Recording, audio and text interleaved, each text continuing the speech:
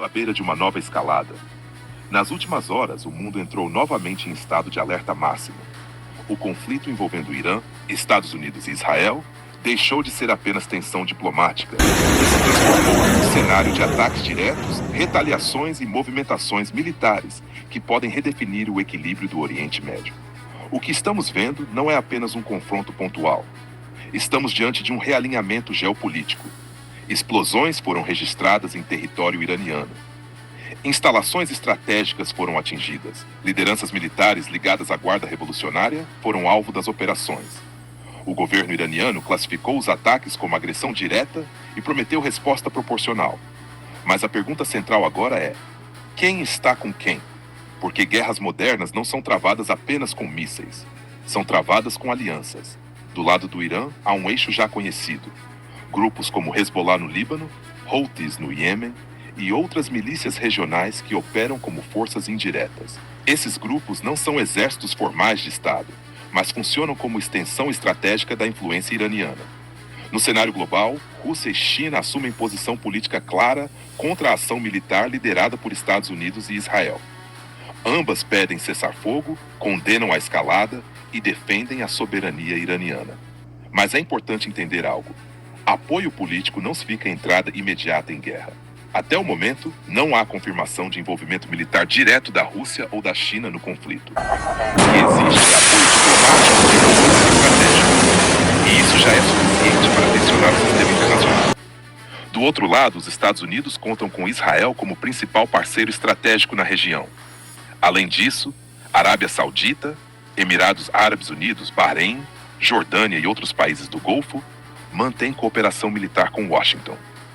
Na Europa, Reino Unido, França e Alemanha acompanham a situação com cautela, reforçando a necessidade de contenção, mas historicamente alinhados à estrutura de segurança liderada pelos Estados Unidos. Isso cria dois grandes blocos: um bloco ocidental, liderado por Washington, com apoio europeu e aliados do Golfo, e um bloco de contraposição, com o Irã no centro, apoiado diplomaticamente por Moscou e Pequim. Agora vamos entender o impacto disso. Primeiro, energia. Quase 20% do petróleo mundial passa pelo Estreito de Hormuz.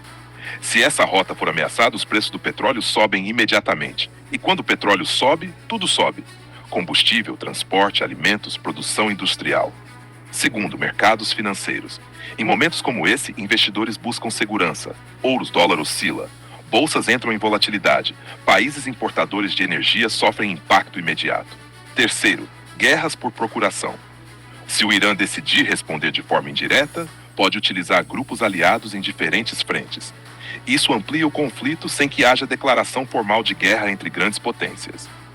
E aqui entra a questão China e Rússia de forma mais profunda. A China é o maior comprador de petróleo iraniano. Pequim tem interesse direto na estabilidade energética da região. Uma guerra prolongada prejudica sua economia.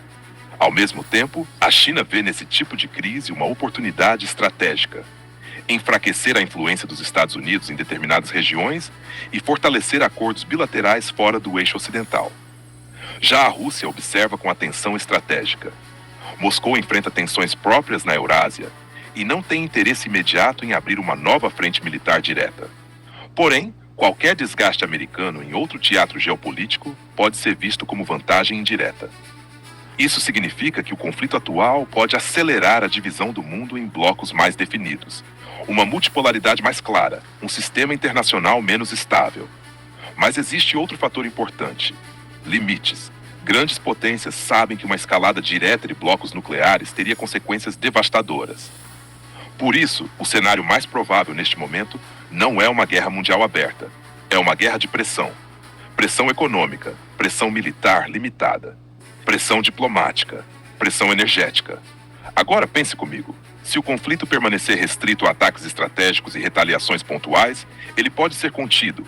Mas se houver erro de cálculo, se um míssil atingir algo além do planejado, se uma base estratégica for atingida com vítimas significativas, o cenário muda completamente.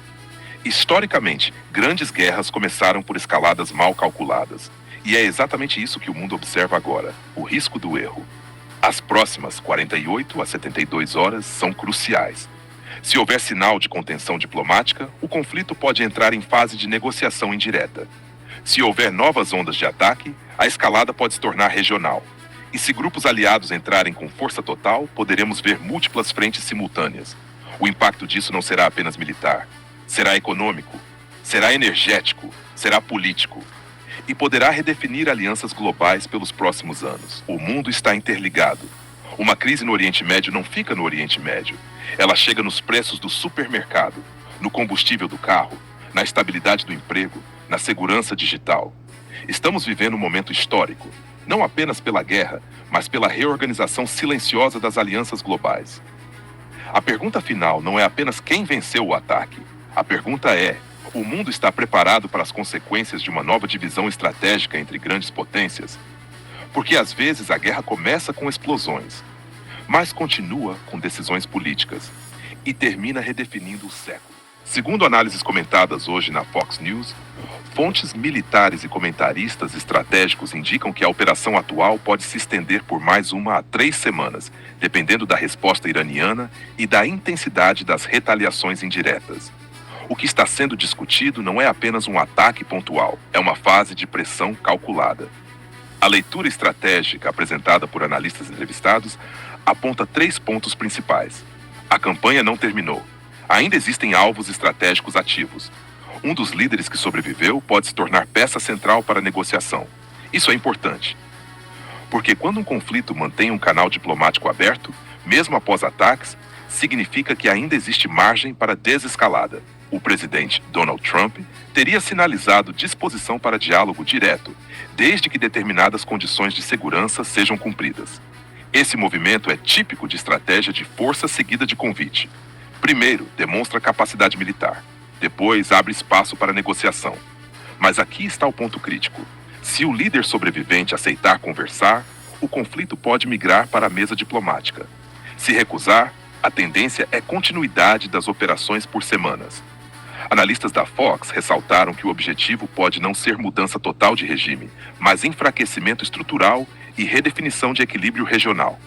O mundo observa, mercados estão atentos, e as próximas semanas podem definir se isso será lembrado como uma crise contida ou como o início de algo maior.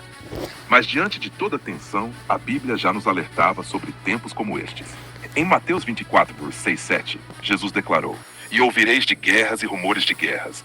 Olhai, não vos assusteis, porque é necessário assim acontecer, mas ainda não é o fim, porquanto se levantará nação contra nação e reino contra reino." Jesus não disse para entrar em pânico. Jesus disse para vigiar. O cenário mundial pode se agitar, blocos podem se formar, líderes podem negociar ou guerrear, mas a palavra permanece firme. E enquanto os governos decidem estratégias, o reino de Deus continua soberano sobre todas as nações. Que nós estejamos atentos, firmes e preparados espiritualmente. Porque acima das decisões humanas, existe um plano maior. E esse plano não falha.